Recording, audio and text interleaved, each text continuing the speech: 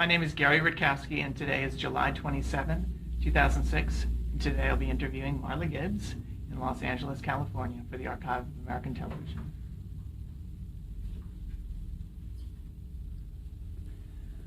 Okay, well, we're ready to begin. First of all, thank you so much for being with us. You're welcome. Thank you for having me. And the first question we ask is, what was your full name at birth? Margaret Bradley. And when and where were you born? Chicago, Illinois. And when? Cook County Hospital. And when were you born? I was born June 14th, 1931, but of course I'm 30. And want to establish that in the beginning. And where did you grow up? Chicago. Mm-hmm. And what was your father's name? Douglas Bradley. And what did he do for a living? Douglas Bradley was a mechanic, and then he was a self-taught mechanic. He read all the books and opened a garage. We had Big Jim Colosimo's house in Chicago, so it was a huge garage. And he did all the repair there and hired some other mechanics, and it was quite a thriving garage. Wow. And then he decided to go into the ice business, and he had a fleet of 5 trucks carrying ice up and down the stairs, and that was quite demanding on his body, and I think in the end that's what took him out. Oh no. Going to the 3rd floor with 75 or 100 pounds of ice on your back. I think he loved doing it because it was a physical thing, but I think in the end that was the problem. And what was your mother's name? Ophelia. Did she work at all? Ophelia Kemp. Yeah, she worked in the grocery store, and then they separated. She moved to Detroit and became quite an entrepreneur. She ran a men's haberdashery, and then I think she ran a small restaurant, following in her footsteps. And then she talked Krim, of the Krim Theater chain, into giving her a theater in the community that wasn't operating well. And at that time, she'd become a minister, and she was running a church. And so he gave her the theater. And so she charged like $1 for a whole family to come in, 25 cents, 10 cents for the children, 25 cents for the adults. And they bagged the popcorn, and they sold the popcorn and the candy. And they showed film on Tuesday, Wednesday, Thursday, and Friday, Saturday, Sunday, Monday they had church. And then Wednesday evening they had church. In the same location? Same location. So that became their church, which operated for the community as a theater. And so they brought wholesome films in, and it was nice. Were there other places like that, or was that an unusual? That was a little unusual. My mother had a lot of nerve. So she went to Mr. Krim and said, "You're not making any money, so why don't you give me this church? Be a write-off for you. And then I can show films to the community, and I will also have services. And we're a nonprofit, so it would be a great write-off." And your parents seemed pretty ambitious. Did you notice that, or what impression? I didn't notice it then, but I noticed it later. I understand that was, and my grandmother had Big Jim Colosimo's house, and she ran it as a boarding home because we had 3 floors and several rooms, and she had a lot of boarders, and she did the ironing, and because she ironed sheets and she ironed towels, she ironed everything. I tried that for a while. My body said, "Stop." So when your parents separated, you went to Detroit? No, I stayed with my father. Okay, and did you have any other siblings? Yes, I had 2 sisters at the time. I had my older sister, who was Vera Louise, named after my aunt. I was named after my Aunt Margaret. And my younger sister, Frida, who went with my mother because she was a baby, was named after my uncle's, my Aunt Margaret's husband's sister, Alfreda, but they named her Frida. And my grandfather was of German descent. So Frida was a German name, Margaret was a German name. And what traits do you think you inherited from your parents? Oh, as it goes along, as I go through this 30 regime, the entrepreneurship, the ability to always adapt and change. And my mother had a lot of sayings that I didn't understand then, but became very true. If you hold your hand closed, nothing can get out, but nothing can get in. And life has to be a constant flowing. It comes in, it goes out, and you keep putting it out, and others will come to replace it, which is basically what we're finding out now. The more you give, the more you receive is basically that message. And what were your ambitions in terms of a career, or when did you start thinking of careers? Well, when I was a little girl, I wanted to save all the dogs, and I wanted to adopt all the dogs. And I lost my dog once, because I had 4. But one disappeared, and I went looking for him, and I couldn't find him anywhere. And so I went to the pound, and then they told me about the dogs in the last cage who only had 5 days to live. If nobody adopted them, they would be killed. And so then I wanted all the dogs. So he told me I couldn't have all the dogs, but I could pick one. So I picked the ugliest little dog I could find. And he's just jumping up. All of them were supposed to be vicious, and they were all saying, "Take me, take me, take me." And I got home, and my grandmother wouldn't let me back in the house with the dog. She said I had to take him back, and I said, "I can't." And she said, "Well, you and the dog can both leave," and that was how I left home. Is that true? True. Holy cow. That was how I left home. And how old were you? At that time, I was 18, Mm-hmm.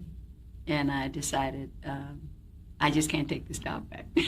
That's a great So story. I moved in with my girlfriend, who I had given a dog to, and she had a dog, I had a dog, and then a cat came by the window, and he had a busted eye, so we took him in, and the landlady said she'd had enough. So I got on the bus, and I went down to the vet, and I took the cat in a bag, and he said he couldn't take the cat, and I begged him, and he took me in the back, and he showed me a bird and some other things people had brought and never came back and got. So he said, "I just can't take the cat." So I had to take the cat back, and we kept feeding him out the window. And then my girlfriend said, "Well, now we got to give up the place. I'm going to let my dog go, and you're going to have to let the dog go." And so I let the dog go. And that was the start. But, you know, they felt as though if, by that time my father was deceased. He died when I was 16. So you were living with your grandmother? I was still living with my grandmother. And by that time, they were saying, if you stay out there, she's going to be a tramp, so she'll be back. And then I said to myself, well, now what would happen if they all died? Would I really have to become a tramp? So I decided to stay and find out. And so it was hard, but I went to work I went looking for work every day, and I came back with the same people who were going to work. And so my girlfriend took me, and she said, "Let me show you how to get a job." And she'd go in and she'd say, lie on everything, but a power machine. So we went down in the garment district. And she said, "Now you have to jump up because all the people are standing around, they're following you, and they'll jump in front of you." You know, so I jumped up, and I remember the first job was the A.H., the name I made up, with A.H. Gleiberman. And she said, "Just make it someplace else." So I said, Racine, Wisconsin. And that I had done, we find out what they did first. And then we said we had done this for this company. She said, "They're not going to check." So we'd go in, and I jumped up, and I said I'd had the experience. So I got hired for this factory. And I had to have all this experience because to wipe the chalk marks that they marked on the clothes for the sores, my job was to wipe it off. This is what all this experience needed for. And it was so funny because the first day I was there, I noticed this other lady. She came in and she punched in and she started working. They came over and said, "We let you go. You're not working anymore." She never looked up. She just kept right on working. End of the day, she punched out her card. So the next day, she came back. And it was fascinating. And they tried to, she's fired. They took her card out, so she made a piece of paper and she punched that paper in and started working. Eventually, they just stopped talking to her and she had her job back. So I said, I guess she knew something. Smart. Good plan. That was very smart. I never forgot that. And my girlfriend would, in the process of showing me how to get a job, she'd go in and they'd say, "Have you ever worked a buttonhole machine?" She said, "Yes." They said, she told them she worked someplace. So they sat her down at the machine. And of course, she didn't know how to turn it on. So he looked at her, he said, "You turn it over here." She said, "Oh, well, see, where I work, we turn it on this side." She just took him through the whole thing. She didn't want the job. But she'd get hired. So I wouldn't talk about a machine because I knew I didn't know anything about that. So you were able to... I was able to do that. And then my next job I got was in a factory where they were doing the men's travel bags. You know, they used to have them, they'd sell them to the men, and sometimes they give them to you on the airplane. And they have a razor and different stuff. And they zipped. And my job was to straighten up the zippers and to cut the little, threads that were hanging off of them. So I'm meticulous. I'm cutting the threads and I'm straightening up the zippers. And the lady next to me, she's just looking at them and throwing them in the bag. So I'm not keeping up, but I think I'm going to be celebrated for doing such a good job where they let me go. I was too slow. And I said, And my next job was for a company called Service Bindery. What was your first and second job? And I went in and I did my usual spiel about, making sure the time between two jobs was not too long and making sure I had a succession of jobs, and I left because I was looking for advancement. And while I was there, I went into the office and a lady named Miss Shankin, Edna Shankin, she looked up, she said, "We're not hiring." And the boss walked in, Mr. Berman, Mo Berman. So when he said, "Let me see your application." So I gave it to him. He said, "Just a minute." And he went upstairs and he came back downstairs and said, "Come with me." And he hired me. And my job then was to take the easels because they made all the displays. And it was a mounting and a bindery company, book binding, and all the things for Time, Life, and Esquire. The displays that they had stand up with an easel. It's a cardboard, and you put an easel on the back and pull it out and hose it up. So my job was run the easels through the glue machine and put them over there. So I had to have all this experience for that. And so then I started trying to get other people on the job. And Mr. Berman said, "When I hired you, I didn't need you, but your application was so good, I just couldn't afford not to have you in my organization." So from there, I went over to the mailroom. And the mailroom, I was assisting the mail clerk. Well, the mail clerk had too many beers or something. He kept going to the bathroom. And Mr. Berman came by, and he was upset because every time he came by, he wasn't there. And I was just sitting there waiting for him to come back. So he said, "Now, if you've been drinking, tell me you've been drinking." "No, I just had a couple of beers." So he did that 2 more times, and Mr. Berman said, "You think you can handle this job?" I said, "Yes." And he fired him, and I became the mail clerk. And I had gotten my girlfriend on, and she and I used to like to race. So I'd get her to come over and help me. And I had a stamp machine and a label machine. So every time you run a label out, the count goes down. Every time you run a stamp out, the money goes down. And sometimes we had a stamp machine I'd have to put 2 or 3 stamps on. So I would just write void 2, meaning it was 1 piece and with 3 stamps. He just thought that was fantastic. And I had a book, so I could tell him how much each job cost and how many pieces it was. And he'd never had anybody do that before. So he delighted in having me come to the office when the client was there. Now, "Margaret, the Esquire job, in January, how many pieces was that?" And I look at my book and I tell him, and he would just grin. So they couldn't change it because I had it documented. So they needed another girl in the office. And so they came to me and they said, "Do you know how to work the switchboard?" And I said, "No." So they asked my girlfriend, who grew up with me and the other girl who helped me get the job. They said, "Do you know how to run a switchboard?" She said, "Yes." So they took her downstairs. I stayed up in the mailroom. Now, during all this time, did you have aspirations for show business? I didn't think about show business. Well, I always wanted to sing, and I loved the films, but I didn't see it anywhere, so I didn't think that was feasible. career to be aspiring to. And but I always wanted to sing. I watched all the musicals. And did you have favorite stars or anyone like that? Or oh, movies? yeah, Betty Davis, Joan Crawford, Joan Fontaine, all the great actresses. Clark Gable, Tyrone Power, and I loved Vivian Leigh. And In the comments, who was your favorite actor or actress growing up? and Sir Laurence Olivier. So Was there any African American stars or anyone? at that time, there weren't too many, but then there was William Marshall. And I had a crush on William Marshall. William Marshall did all the great, he did a lot of Shakespeare. And of course, Paul Robeson, but I never got to see Paul Robeson. I did get to see some films. And there was another actor who played the genie in the bottle originally. I can't think of his name right now, but he was another one that I had an aspiration. But I was more or less looking what I could do, the kind of roles I wanted to do. And the great dramas. I didn't think about comedy at all. So it's just ironic that I ended up doing comedy because all the studying I did when I moved to LA was for dramatic roles.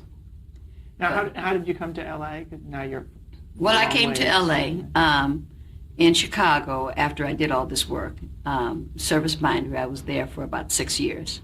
And then I got married. And my mother lived in Detroit.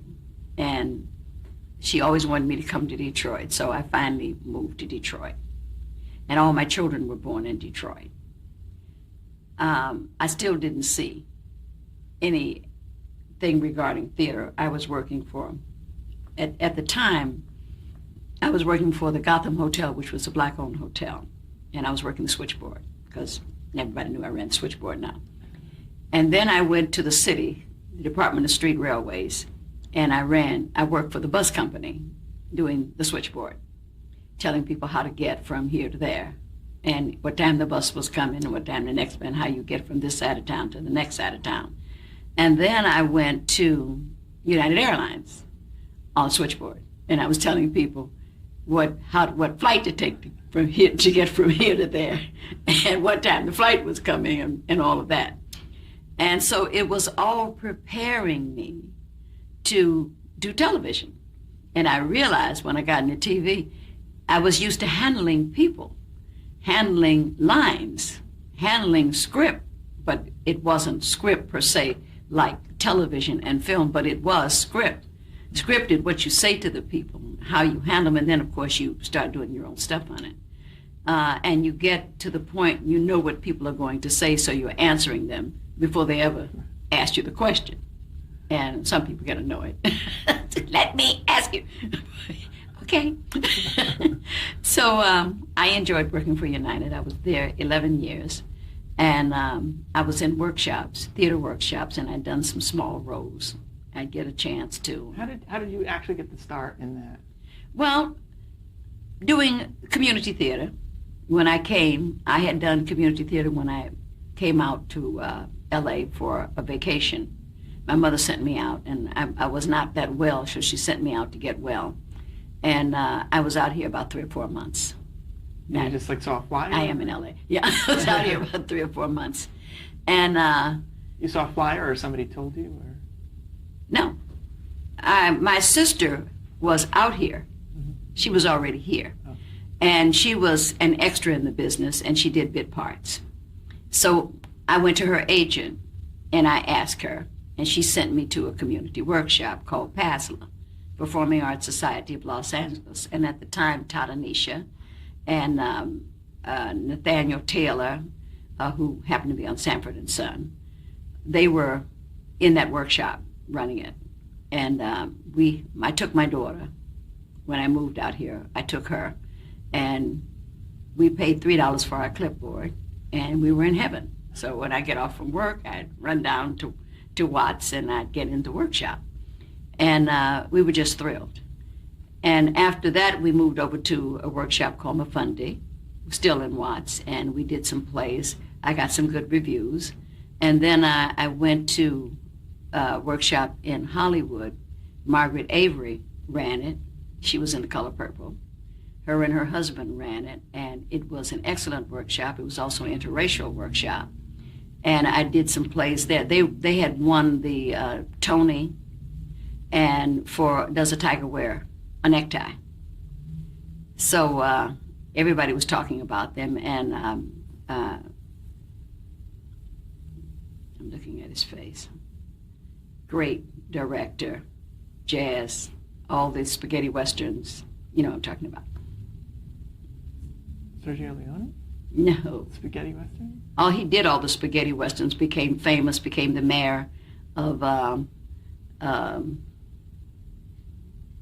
know what I'm talking about. Clint Eastwood. Oh, okay. Clint Eastwood came to the workshop and picked Margaret Avery for one of his films. So the workshop got a lot of attention. So I did 3 plays there, and while I was doing the plays, I heard they were auditioning for the Jeffersons.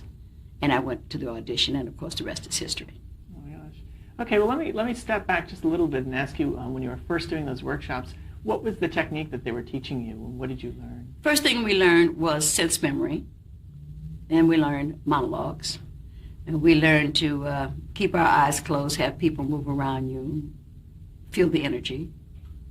We learned scenes, we learned dialogue, and then we learned scenes. And it was very, you get on the stage, and it was very, they were very good.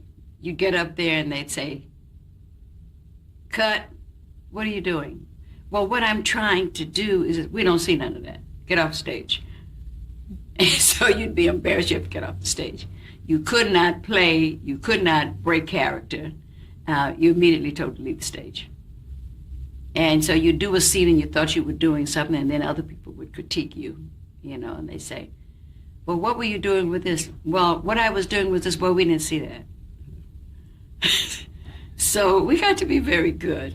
And they passed us up to the advanced workshop, but our workshop was so happening, we didn't want to go to the advanced workshop, but they were breaking it up because a man named Van Tuyl Whitfield ran that workshop. And then he took over the it's organization that funded. It was in Washington. He went there and took over that job. So they broke up our workshop, so that's why we went to Mafundi. And what kind of roles were you playing? Did they actually do full productions? Or oh yeah. First play we did was for Watts Writer's Workshop, which was across the street from Mafundi. Roger Mosley from Magnum PI was my son in it. He played my son, Bigger Thomas, and Native Son, and my daughter played my daughter. And then another young lady, Patricia Edwards, who was the first black stage manager for Norman Lear. So this is all ironic. Yeah. She wasn't then. Her son played my little son. And my daughter, who is deathly afraid of rats. Why, I don't know, but when I had her and she was a little baby, I was staying with my mother and I was in the back room and somehow a rat had gotten in there. She doesn't know this, I don't think. But she must have picked up my fear because I kept hearing this rattling. He was trying to get out, actually. And I kept hearing this rattling. So they finally came in and they found him, they caught him, and they killed him. Of course, I didn't sleep back there anymore. But I guess she got it from there because she was just born. But she's got this fear of rats. So she did a monologue for them. And I said, she was supposed to be locked in the basement. And I said, why don't you pretend there's a rat down there? And she... What animal do you fear most? He did a hell of a scene. So she passed. But she saw me. In the meantime, we're doing Bigger Thomas, this play. And I made the rat because in the play, there's a big rat that Bigger has to kill. And the rat is fighting with him. And so I took a gray sock and I made this rat and I took electrical tape and wrapped it. And she sat beside me and watching me make it. And as I got to fixing the face, she ran in the bathroom and locked the door. I said, Angela, you saw me make it. So I said, this is ridiculous. But then, of course, we have to throw it and she has to react to it. So we knew that was going to be fine every time she did it. So that was the plays we did. And the next play we did was a play called Happy Days, which was originally Black Conflict. And Roger Mosley, again, played my husband this time. And my daughter played my sister-in-law. And we got great reviews for that. And then we had Streisand singing the opening. Happy Days Are Here Again. It was a great play. We did a lot of great productions, and I loved every one of them. And then they did the movie Cleopatra Jones, and I'm trying to think of the young man who wrote it. Anyway, he came down to the workshop to watch us, and he saw my daughter, and she was at the time doing a scene. She was Angela Davis, and when he did this movie, he had to have her. We were all trying to get the part. And he's looking for her, and she's deciding that acting isn't relevant. So she's going off to college, and we said, ain't this a blip? Give us the part. Anyway, he got her. So she was in that film, and she had a nice trailer, and she was working with all these stars, and I went to visit her. And I was doing a film called Sweet Jesus Preacher Man, and I was in the basement of a church over in a corner trying to dress. So she got on TV before I did. She did Sanford and Son. And I went to visit her on the set. And little did I know that the Jeffersons would come up. And what other, before Dark Jeffersons, what other TV or film did you do? I did a film called Where Does It Hurt with Maureen Stapleton. She starred. It was about first film on breast mastectomy. Then I did a film called Christmas Dreams with Bea Richards, and it became a film that they played every Christmas time for a while, for about 5, 6 years. Every time Christmas time came, they ran that film. And it was supposed to be a series, and if it went, they were going to call me in, but that never went. And what else did I do? No, forget the others. Go ahead. Now, did you get those jobs through your theater work, or did you have an agent at that time? I got an agent when I did Sweet Jesus Preacher Man. The first thing I did was join the union. I found out that AGVA was taking people. And so I went to AGVA and told my lie again. I said I was a singer, and I had sung in all these different places. So I joined AGVA, because I found out if you joined AGVA, that Screen Actors Guild was a sister union, and you could go right over. So I went right over, joined Screen Actors Guild. And of course, all my work was in AFTRA, but the film was union. So I got paid union for Sweet Jesus. And I had an agent who didn't bother to come down to the set. She never came to see me, and she just thought this was a fly-by-night. So I ended up with another agent named Ernestine McClendon. And Ernestine had been an agent in New York and an actress in New York. She was a veteran. And that's who got me the job for the Jeffersons. Okay, we're at the end of our first tape. We're going to stop right there. You have just watched Marla Gibbs' interview, part 1 of 6.